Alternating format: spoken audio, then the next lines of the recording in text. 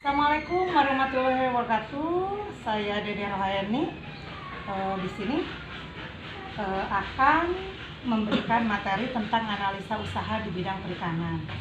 Tetapi saya juga pernah mengajar manajemen agribisnis yang di dalamnya berisi tentang analisa usaha semua jurusan. Oke,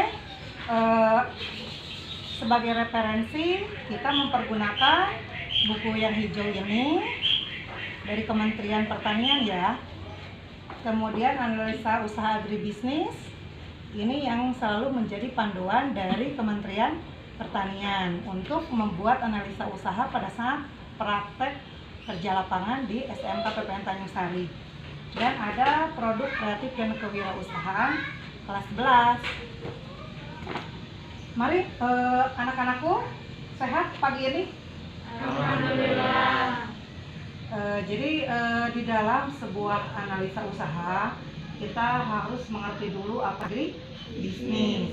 Dalam perencanaan agribisnis yang tertera di buku hijau ini sudah Ibu tuangkan di sini. Kalau bisa di zoom untuk pembelajaran berarti di fokus ya.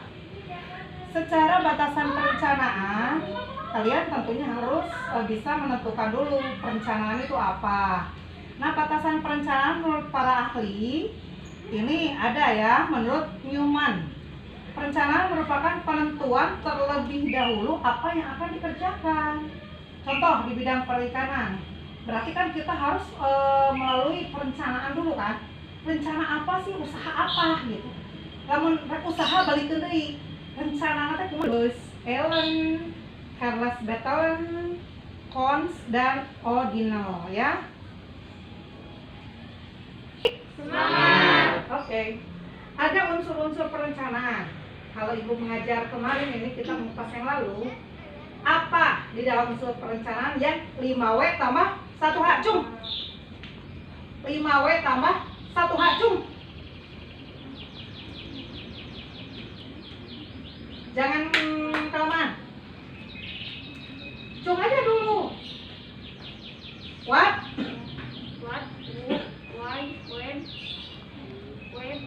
how. Oke. Di dalam what, apa yang harus dilaksanakan? Why? Mengapa tindakan itu harus dikerjakan?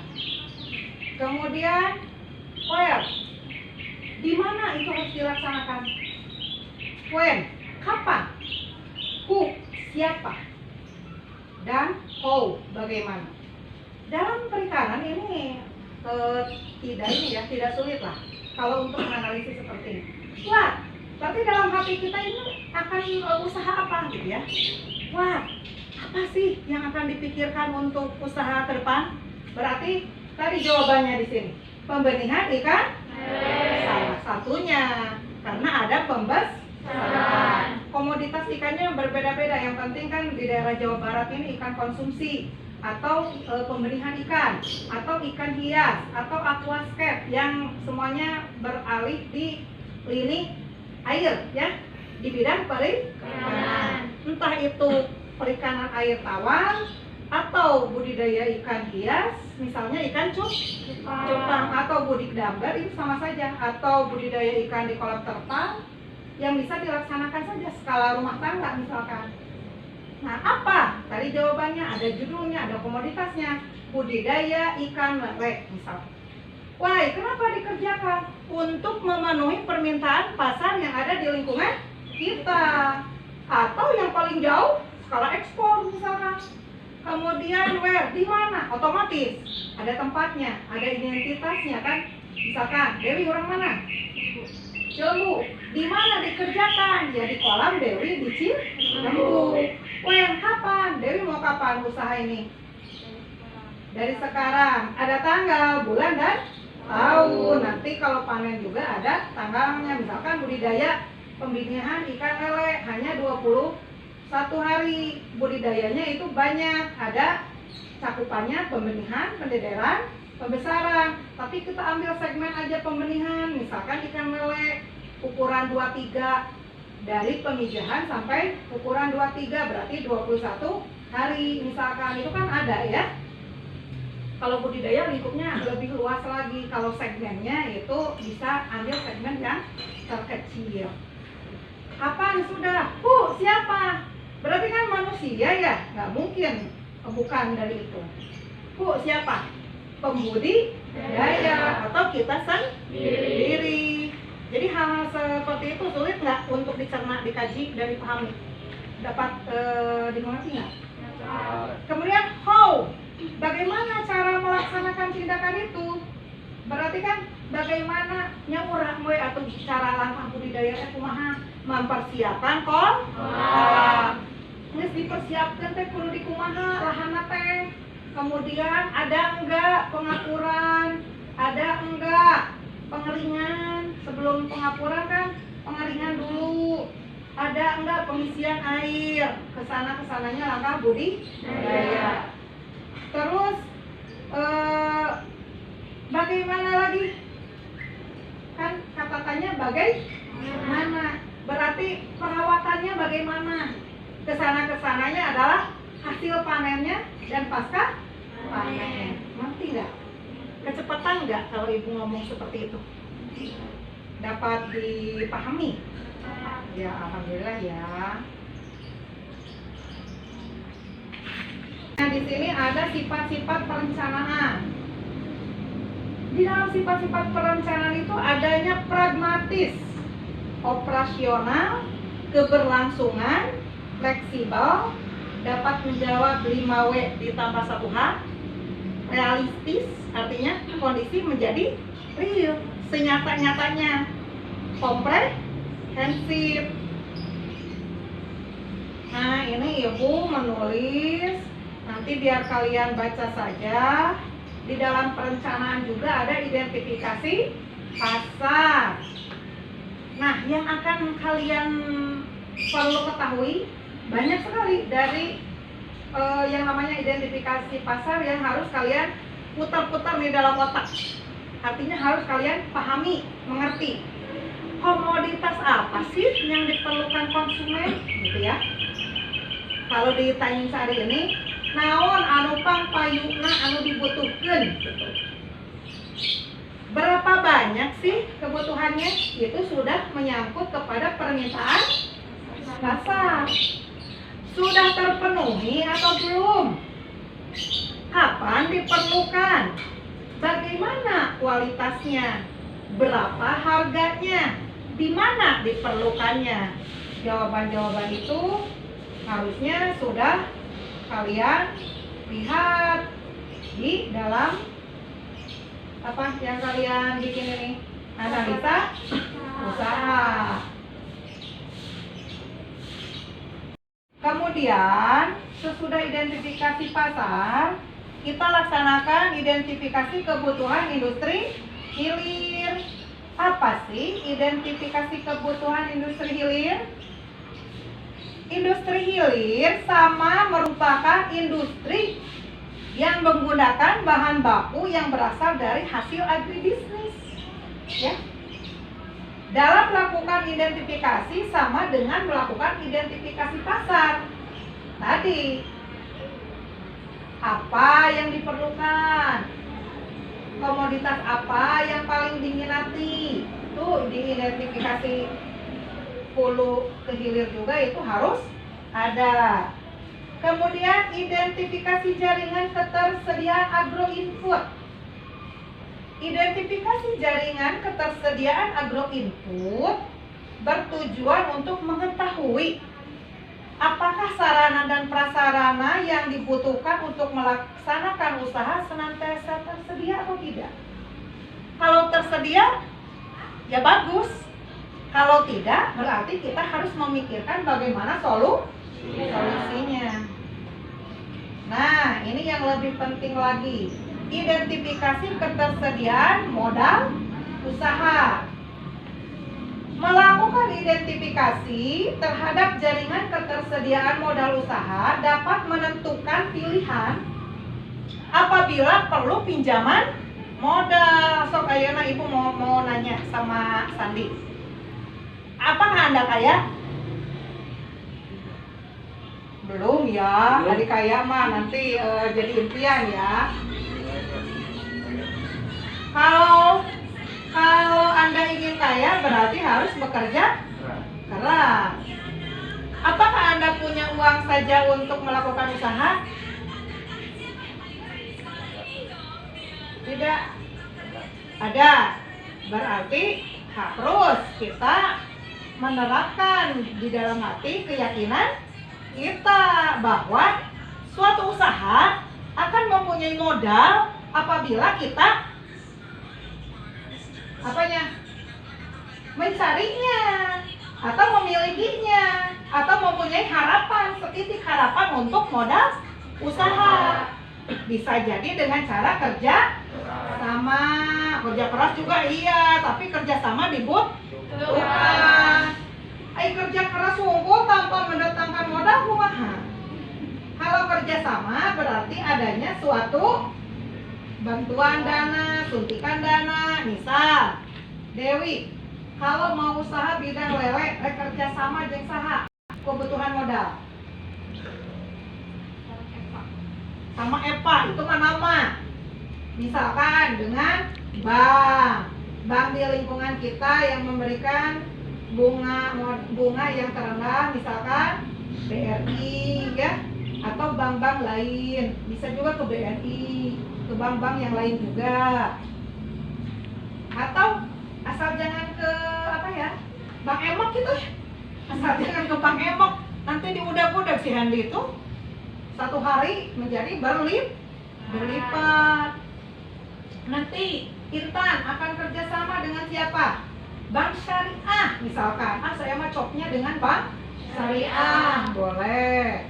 Asal kita mempunyai komitmen sama-sama untuk bisa saling percaya. Satu bank itu saling kepercayaan. Nah, adanya identifikasi apa lagi? Identifikasi modal loh. Kegiatan ini dilakukan untuk mengetahui kerja coba tenaga kerja dibagi menjadi beberapa tahap pengupahan sistemnya, yaitu tenaga kerja tetap, tenaga kerja tidak tetap, tenaga kerja satu. Bisnis merupakan suatu kegiatan di mana ke dalamnya dimasukkan berbagai kebutuhan ekonomi. Kebutuhan ekonomi itu adalah input dan diharapkan setelah kegiatan usaha akan diperoleh produk, yaitu output. Dengan demikian, analisis rentabilitas terdiri dari analisis input, analisis output, dan analisis pendapatan. Jujutannya itulah. Kalian sebenarnya baca buku ini enggak sih? Baca buku ini enggak? Waktu pandemi kemarin pernah pinjam ke perpus enggak ini? Belum. Aduh, palingan ibu ngabamblang wae itu nyerocos. Setidaknya kalian nyambung lah, nyahut karena materinya udah ibu share juga secara di WA group ya. Kemudian input. Input adalah korbanan ekonomis yang diperlukan untuk menghasilkan suatu produk yang dinilai dengan uang. Input tadi kata Dewi apa? Pemasukan. Misalkan panen ikan mas ukuran 12 sampai 15. Kalau ada gendutnya 1 kilo berapa itu? Harganya 25.000 1 kilo. Kilo 3 lah misalnya. Eta di kolam yang kita punya menghasilkan 50 kilo. 50 dikali 25.000 itu 1 kolam. Misal ya, berarti pemasukannya itu. Tapi belum dipotong dengan pengeluaran yang lain. Karena output yang di sini dikatakan masih kotor karena hasil ininya saja, hasil akhir. Nah, kita masuk ke sini. Sibuk gimana ya? Kalau secara umum ikan lele Clarias SP. Biaya yang habis dalam 1 kali produksi. Yang kalian kenal, biaya yang habis dalam 1 kali produksi apa saja? Induk, kalau untuk induk, apalagi? Pakan, terus cacing. Kalau pakan ada yang pelet, ada yang cacing. Kalau pelet itu untuk pembesaran ya. Kalau cacing sutra itu untuk pembenihan. Ada yang apa lagi pakan? Mungkin saja kalau pakan gurame ada daun-daunan ya. Itu mah skalanya apakah dibeli atau ditanam sendiri hak milik ya. Terus apa lagi? Biaya yang habis dalam 1 kali produksi umum aja, bukan pembenihan, bukan pembesaran, budidaya aja. Kalau budidaya itu 1 induk, 2 benih, yang termasuk biaya yang habis dalam 1 kali produksi. Jadi bukan pembenihan ikan lele ya, tapi budidaya. Kalau budidaya itu ada masuk pembenihan, ada masuk pembesaran. Jadi supaya tahu aja kalian. Berarti induk, diulangi lagi. Induk, benih. Benih masuk ke biaya habis kali produksi. Pupuk, kalau di kolam tanah. Kapur, kalau di kolam tanah. Ya. Fungsi daripada pupuk untuk apa? Menggemburkan tanah. Kalau pupuk menumbuhkan pakan alami. Kalau kapur apa? Membasmi hama penyakit ya. Kapurnya bukan kapur yang beriodium loh. Roni, kamu kalau kapur beriodium kalau dimakan di meja apa? Lembut. Butirannya kalau garam perosok butirannya gede ya, keras lagi. Itu bisa dijadikan biaya sarana produksi yang habis dalam 1 kali produksi. Pestisida. Walaupun kolam yang digunakan merupakan lahan milik Somah Tani atau lahan milik sendiri, tapi dalam perhitungan analisis agribisnis tetap harus diperhitungkan ya, yang nantinya akan dihitung dalam pendapatan total Somah Tani. Dalam kaidah input agribisnis ada biaya yang harus dibayarkan dan ada biaya yang harus diperhitungkan. Biaya yang hanya diperhitungkan antara lain tenaga kerja, lahan, dan bunga modal itu sendiri. Jadi ayat 3 diperhitungkan teh 1 tenaga kerja, 2 lahan, 3 bunga modal. Pasti diperhitungkan karena tenaga kerja kudu dibayar, lahan kudu disewa. Kalau beli mah ya udahlah, punya modal banyak beren beli we lahan cok gitu.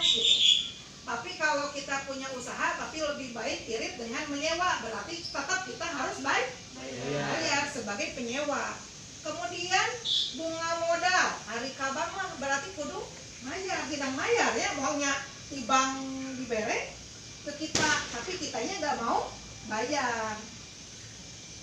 Kemudian ada tadi biaya habis produksi udah ya, biaya sewa lahan udah ya, biaya alat tahan lama. Apa sih yang dimaksud dengan biaya alat tahan lama? Apa pemikiran kalian? Siapa namanya? Jadi kalau di cadar-cadar begini, masker hitam-hitam begini, ibu lupa. Apa kak? Sinta, ya Sinta. Ya gimana? Biaya alat tahan lama yang bertahan lama bisa dipakai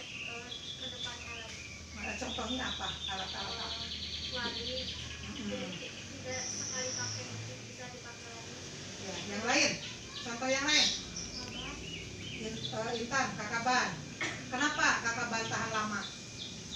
Misalkan ayeuna dipakai lungweng teh sore teh. Bisa nggak seperti itu kakaban?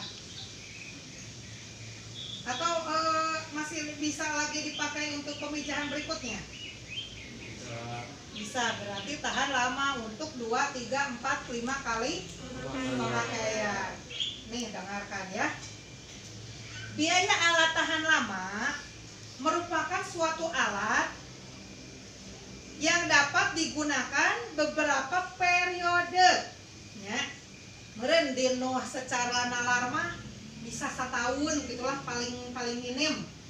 Soalnya ayeuna waring dibeli sobek dalam 1 kali pemakaian, berarti itu mah tidak tahan lama. Ieu mah waring 2 bulan kemudian dipakai.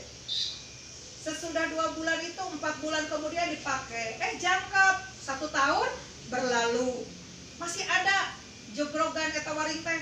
Begitu mau dipakai lagi 2 tahun berikutnya masih ada, masih bagus. Berarti itu waring itu alat tahan lama. Lebih besar dari 1 tahun disebut perkakas. Ya, anak-anak harus tahu nih. Lebih besar dari 1 tahun namanya perkakas. Kalau lebih besar dari 1 tahun sampai 10 tahun adalah alat. Ini sampai 10 tahun ya.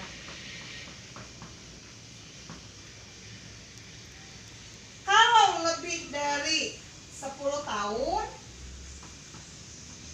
ini mah udah bagus nih. Bangunan kategorinya. Nu tahan lama teh naon cenah? Berarti bangunannya ieu teh ieu bangunan di garasi ibu ieu. Walaupun di perikanan, berarti kita melihatnya adalah hatchery, ya. Hatchery bertahan 10 tahun. Itu sudah menjadi bangunan. Perhitungan alat tahan lama dalam analisis agribisnis dihitung dari nilai penyusutan per tahunnya. Coba dilihat lagi. Namun, karena agribisnis ada yang bersifat musiman, nilai penyusutan dihitung per periode. Per periode teh, lamun rek 2 minggu, berarti periode usaha teh dalam 1 bulan, 1 siklus teh, ya. 2 minggu kan 14 hari, bisa aja 2 periode 1 bulan teh. Tetapi ada yang suka dibiarkannya kalau kolam tanah sok diantepkeun dalam 4 hari. Berarti kan siklus lagi kan? Nah, itu diantaranya. Maka beban nilai harus dihitung dari jangka waktu 1 tahun. Ya. Maka agribisnis dalam semusim nilai penyusutannya dibebankan pada masing-masing periode usaha. Makanya di situ ada rumusnya. Ada yang namanya jangka usia ekonomis, ada yang namanya jangka usia teknis. Tapi di situ rata-rata di dalam buku ini kita melihat ada jangka usia ekonomis. Anak-anakku, kita lanjut ya.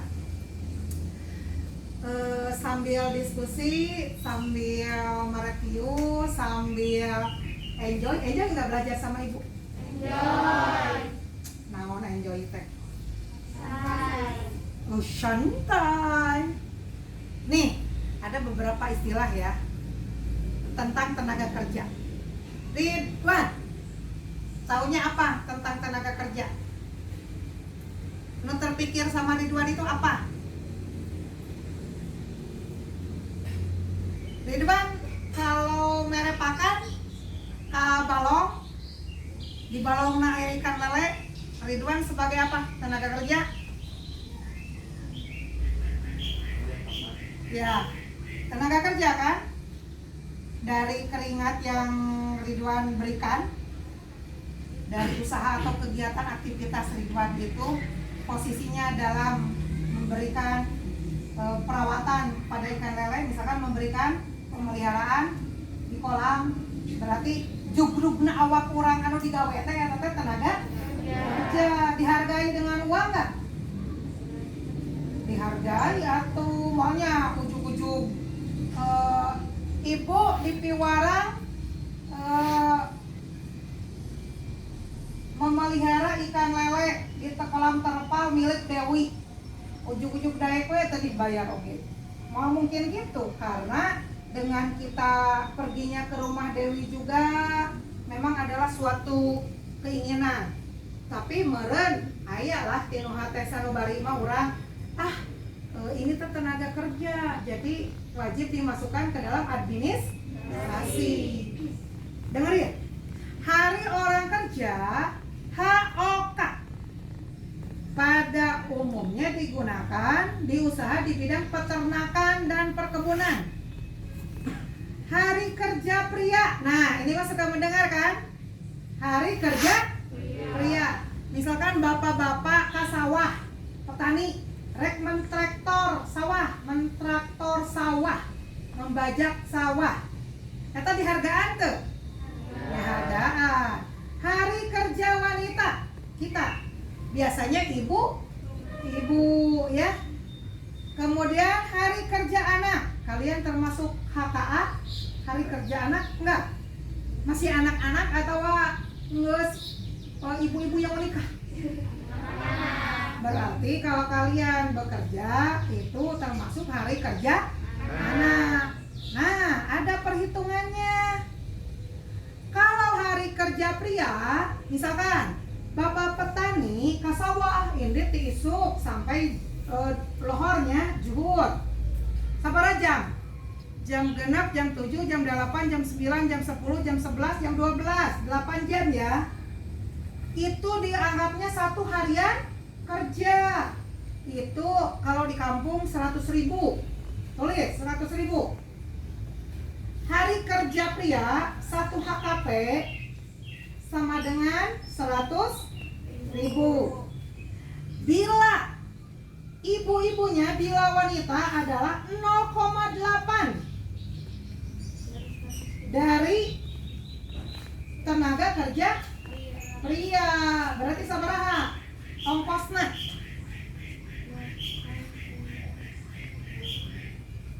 80.000.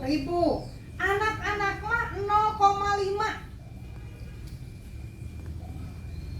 Jadi 1 HKP sama dengan 1 hari kerja pria di hari itu.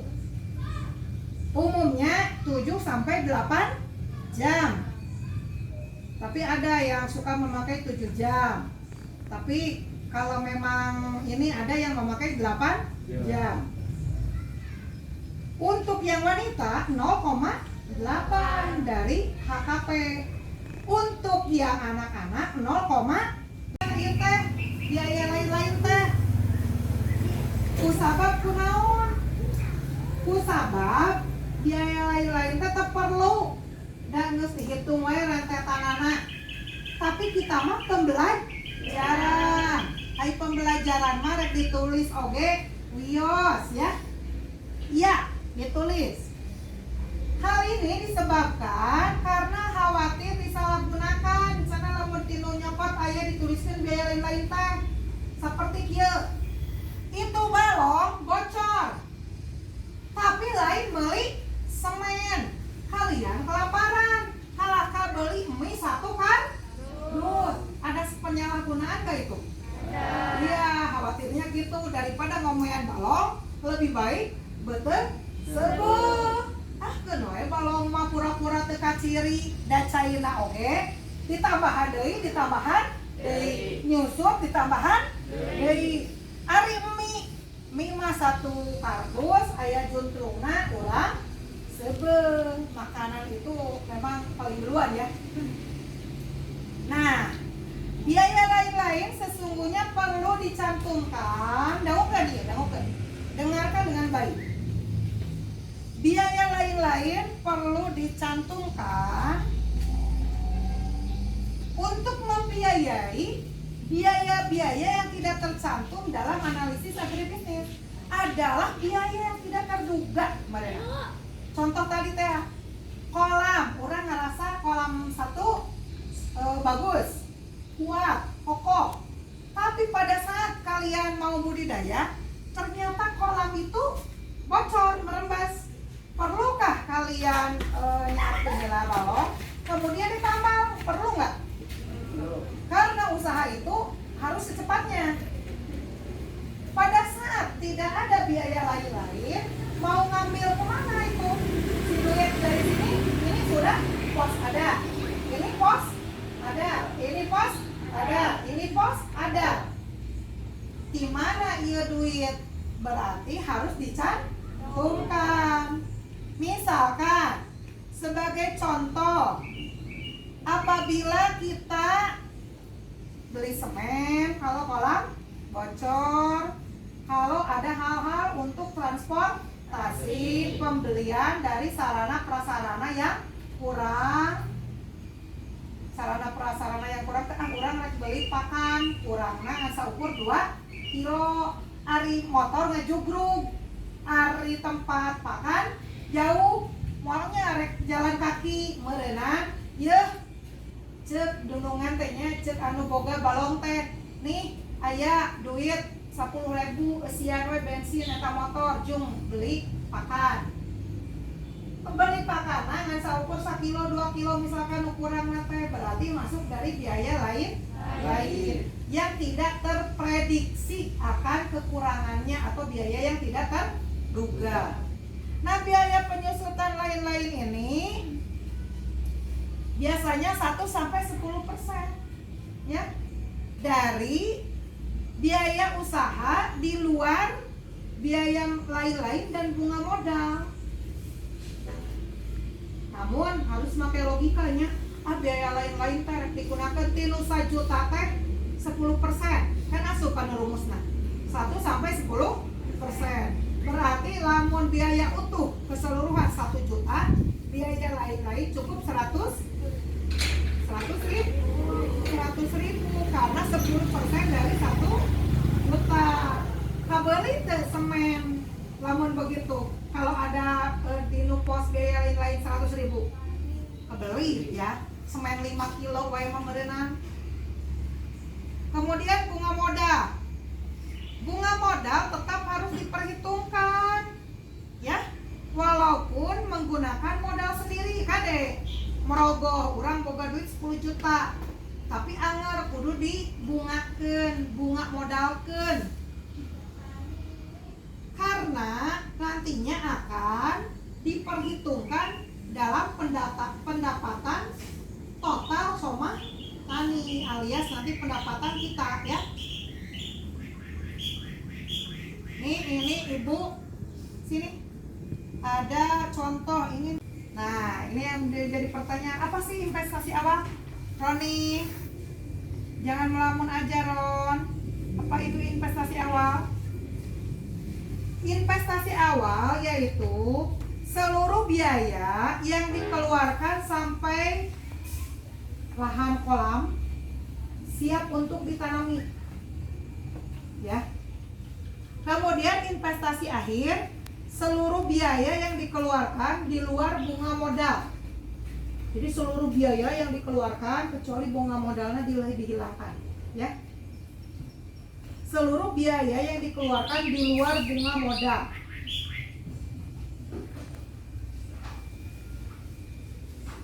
Ini tentang output. Dalam pelaksanaan agribisnis, output itu ada penambahan jumlah dan penambahan bobot. Juga adanya perubahan bentuk. Jadi, hasil yang diperoleh dari usaha yang umum dihitung sebagai output usaha adalah 1. Produk yang dijual. Tadi teh lamun anu budidaya ikan mas, jeleg ikan masna anu dijual. Lain ieu mah usaha budidaya ikan mas anu dijual buyur misalkan. Bukan gitu. Sok contohkeun deui Sandi naon? Mun kumaha? Lamun miara ikan lele ukuran konsumsi meureun nu dijual teh lele ikan konsumsi. Lain ieu mah rek miara ikan lele anu konsumsi kalaka mawa bini anu ukuran 2 kilo. Sanes. Harus sesuai peruntukannya ya. Kecuali ada suatu konsumen pesan benih ikan lele yang ukuran 2 sampai 3. Urang ge ngejual benih ikan lele ukuran 2 sampai 3 gitu. Produk yang disimpan, output teh, produk yang dijual, produk yang disimpan, produk yang dikonsumsi, produk yang diberikan kepada pihak lain, produk yang dijakatkan. Kade, tah eta teh. Misalnya, urang misalkan produk yang dijual, output dihitung dengan harga yang diterima dari pembeli. Nu tadi teh, urang boga ikan konsumsi 50 kilo ikan lele. Berarti 1 kilona 25.000. 50 kilo dikali 25.000. Produk yang disimpan, output dihitung dengan harga taksiran. Andai kata produk tersebut dijual pada saat disimpan, jadi diperkirakan Pak. Namun disimpan di dalam freezer, engke dijualnya seminggu kemudian bakal jadi harga sabaraha eta nugget ikan misalkan. Anu poe ayeuna mah nugget ikan teh 30.000 per kantong. Berarti engke mah bisi aya kenaikan. Engke mah dijual harga 35.000.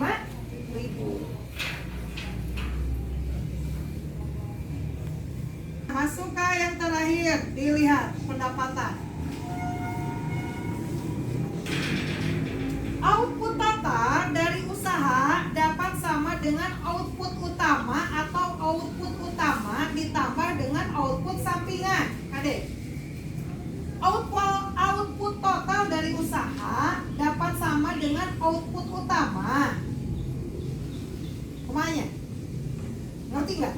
Output total teh sama dengan output utama.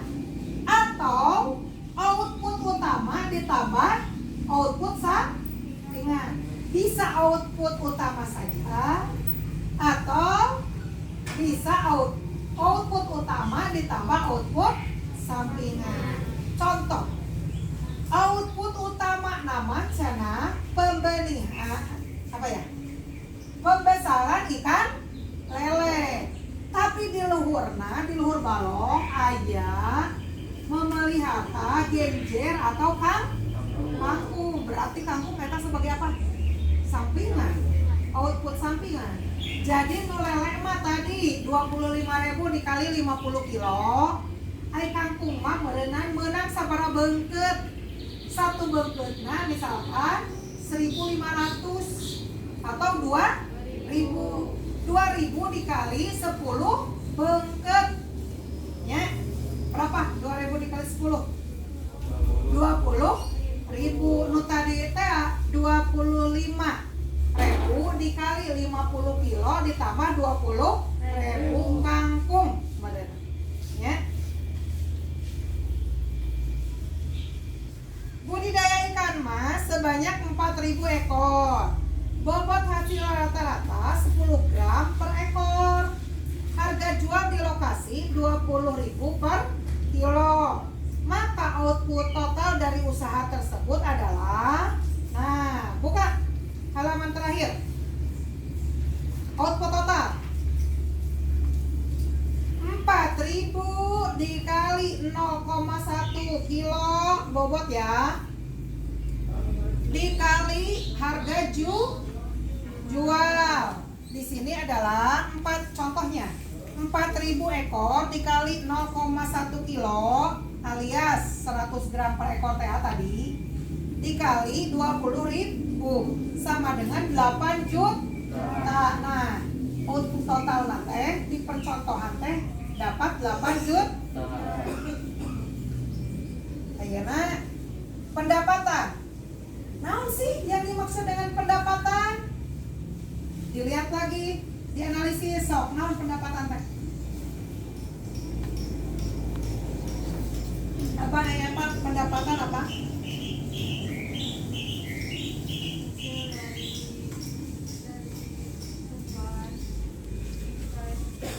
Oh iya, bolehlah. Pendapatan adalah hasil yang diperoleh dari usaha yang telah dilaksanakan setelah dikurangi dengan biaya pengeluaran. Kamu tadi mah ibu belum mencontohkan ya pendapatan kotor.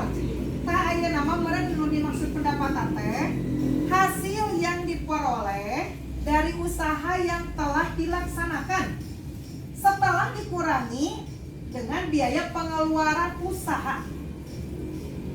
Pendapatan dalam agribisnis terdiri dari pendapatan pengelola. Pendapatan pengelola adalah selisih antara output total dengan input total atau output total dikurangi input total. Dapat dicontohkan lagi di sini. Dapat dicontohkan nanti ibu satu-satu ya di sini di board kalian menghitung input total, output total atau pendapatan pengelola. Pendapatan pengelola output total dikurangi input total.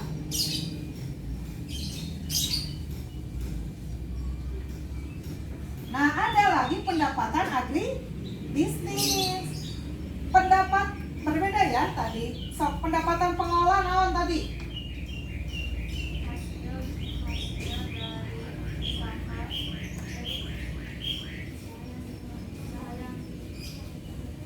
Itu pendapatan. Makanya fokus ya. Segmen fokus maksudnya. Pendapatan adalah hasil yang diperoleh dari usaha yang telah dilaksanakan oleh kita dikurangi dengan biaya pengeluaran. Eta namanya pendapatan. Ada satu bagian dari pendapatan ke satu. Pendapatan pengelola adalah selisih antara output total dengan input total. Dalam artian output total dikurangi input total. Ridwan, pendapatan pengelola. Selisih antara output total dengan input total. Dalam artian output total dikurangi input total. Masuk lagi ke pendapatan agribisnis. Kata kunci pendapatan pengelola. Diulangi lagi. Ibu mah mending ulang, tapi kaliannya harus paham. Kata kuncinya daripada pendapatan pengelola, selisih antara output total dikurangi input total. Iya weh, cek. Output total dikurangi input total. Tapi selisih antara output total dikurangi input total.